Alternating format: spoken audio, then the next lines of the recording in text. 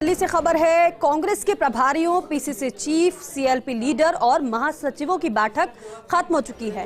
राजस्थान से PCC chief Govind Singh Dotasra बैठक में शामिल हुए। सचिन पायलट और अविनाश पांडे, मोहन प्रकाश समेत वरिष्ठ नेता मौजूद रहे इस बैठक में लोकसभा चुनाव और भारत जोड़ो न्याय यात्रा को लेकर चर्चा हुई है।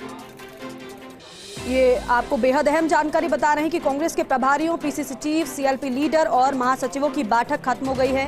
राजस्थान से पीसीसी चीफ गोविंद सिंह डोटासरा बैठक में शामिल हुए हैं।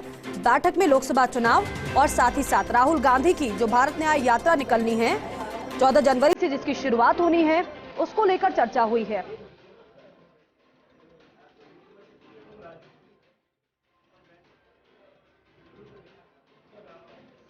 और इस बैठक में सचिन पायलट और अविनाश पांडे, मोहन प्रकाश समेत वरिष्ठ नेता मौजूद रहे हैं। तो देखिए, पहले से ही कांग्रेस की तरफ से ये साफ कर दिया गया था कि भारत जोड़ो 2.0 जल्द ही शुरू होगा। और अब क्योंकि जयराम रमेश की तरफ से प्रेस कॉन्फ्रेंस की गई थी और बताया गया था कि राहुल गांधी एक बार फिर से यात्रा पर निकलने वाले हैं। तारीख बता दी गई है 14 जनवरी, लेकिन अब रूट पर चर्चा चल रही है कि कैसे, कहां से इस यात्रा की शुरुआत की जाए और लोगों क्या कुछ रहेगा। थीम भी तैयार किया जाएगा, कैसा रहेगा स्वरूप, इसको लेकर चर्चा की जा रही है। कांग्रेस के प्रभारियों, पीसीसी चीफ, सीएलपी लीडर और महासचिवों की जो बैठक चल रही थी दिल्ली में, वो खत्म हो चुकी है। राजस्थान से पीसीसी चीफ गोविंद सिंह डोटासरा बैठक में शामिल हुए हैं। सचिन पायलट और अविनाश पांडे, मोहन प्रकाश समेत वरिष्ठ नेता मौजूद रहे हैं। बैठक में लोकसभा चुनाव को लेकर और भारत न्याय यात्रा को लेकर चर्चा हुई है। हालांकि INDIA गठबंधन में इस बार विपक्ष है, लेकिन सीट शेयरिंग का फॉर्मूला भी बाकी है। कांग्रेस कितनी सीटों पर किस राज्य से उतरेगी, इसको लेकर चर्चा की जा रही है। हालांकि समन्वय समिति भी कांग्रेस की तरफ से बना दी गई, उसमें कई दिग्गज चेहरे शामिल हैं। तो लोकसभा चुनाव की तैयारी और साथ ही साथ राहुल गांधी की एक बार फिर से होने वाली यात्रा को लेकर इस बैठक में चर्चा रही है और बैठक खत्म हो चुकी है। अपडेट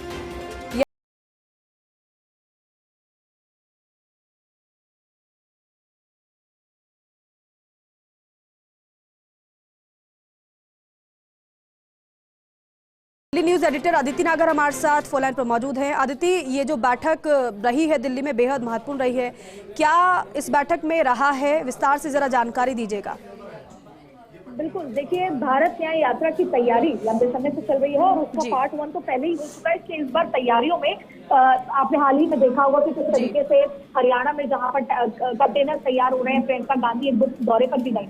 लेकिन आज इसलिए महत्वपूर्ण है क्योंकि आज जितने भी जनरल सेक्रेटरी, जो जिसको अगर दूसरे भाषा में कहा जाए, भले ही पुराने चेहरे थे, लेकिन मल्लिकार्जुन खड़गे की नई टीम के तौर पर आज पूरी बैठक हुई। राहुल गांधी, खुद मल्लिकार्जुन खड़गे, प्रियंका गांधी, तमाम लोग उसमें मौजूद रहे। दरअसल एक बार फिर 3 राज्यों के हार के बाद कांग्रेस के लिए भारत जोड़ो न्याय यात्रा की जो सक्सेस है वो बहुत महत्वपूर्ण है। एक बार फिर उनके अस्तित्व की लड़ाई है क्योंकि राहुल गांधी उनके पोस्टर बॉय हैं, राहुल गांधी उनके चेहरे हैं। ऐसे में आज की बैठक में हर राज्य में और खास तौर से उन राज्यों में, क्योंकि मणिपुर से मुंबई तक ये पूरी न्याय यात्रा जानी है और ऐसे में सामाजिक, आर्थिक, राजनीतिक न्याय की बात राहुल गांधी रखेंगे और समाज से जुड़ेंगे, लोगों से जुड़ेंगे, उनकी तकलीफ की बात करेंगे, राजनीतिक न्याय, डेवलपमेंट, विकास की बात, और उन गांव तक, उन गलियों तक वो पहुंचने वाले हैं। देखिए, मार्च तक की यात्रा चलेगी और जिसकी पूरी जानकारी आज AICC में प्रेस कॉन्फ्रेंस करते हुए जयराम रमेश ने दी है।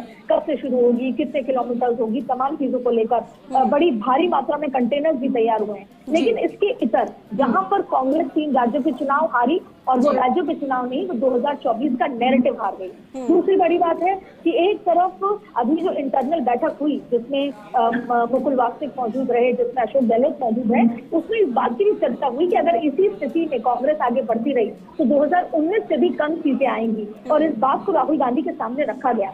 ऐसे में एक बार फिर जब टीम रिपीट हुई तो वही पुरानी टीम रिपीट हुई, तो कहीं ना कहीं स्ट्रैटेजी में कमी नजर आ रही है। और इसी जद्दोजहद और लड़ाई के बीच में भारत जोड़ो न्याय यात्रा शुरू हो रही है, जहां एक तरफ इंडिया गठबंधन साथ में है, उसके बड़े भाई के रूप में कांग्रेस है, जहां पर सीट शेयरिंग जैसा सबसे विकट स्थिति जो है सामने निकल कर आ रही है।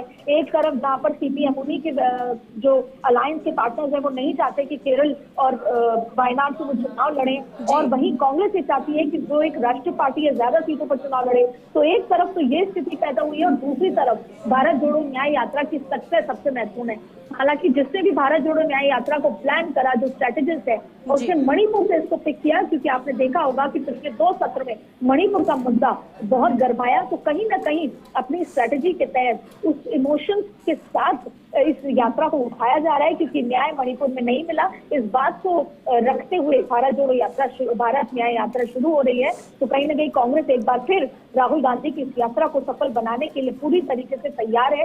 सारे बड़े चेहरे, सारे बड़े नेता आपको इस यात्रा में दिखेंगे। ये देखना होगा कि 2024 के चुनाव से पहले ये कांग्रेस के लिए कितना महत्वपूर्ण, कितना सक्सेसफुल रहता है, और इसका कहीं ना कहीं इम्पैक्ट इंडिया गठबंधन की अलायंस की बैठकों और उसके फैसलों में क्या पड़ता है। ठीक है अदिति, बहुत शुक्रिया विस्तार से जानकारी देने के लिए। तो नए स्वरूप और नई तैयारी के साथ कांग्रेस एक बार फिर से राहुल गांधी की भारत जोड़ो न्याय यात्रा निकालने जा रही है।